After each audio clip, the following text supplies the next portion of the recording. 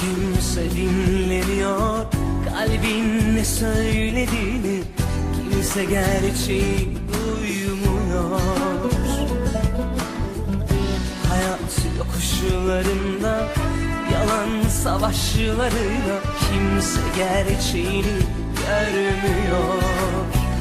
Yıllar sonra anıların üzülerek hatırlanacak. Pişmanlık ne kaderini ne de peşini bırakmayacak.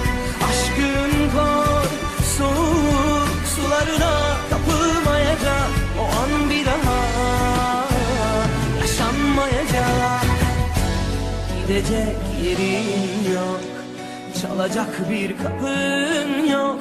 Anlarsın yalnız kaldın mı bu dünyada.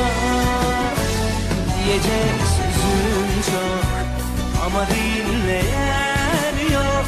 Yoruldum yalnız sevmekten, yalan dünya.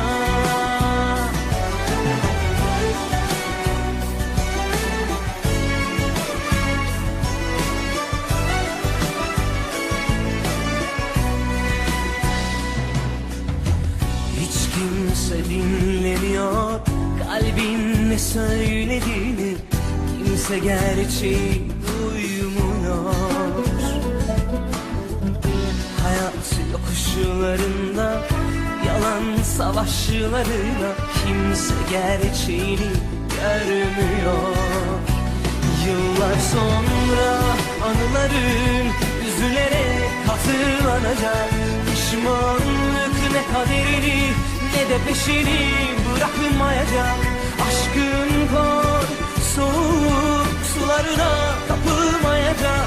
O an bir daha yaşanmayacak. Gidecek yerin yok, çalacak bir kapın yok. Anlarsın yalnız kaldın mı bu dünyada. Diyecek sözüm çok ama dinleyen yok. Yoruldum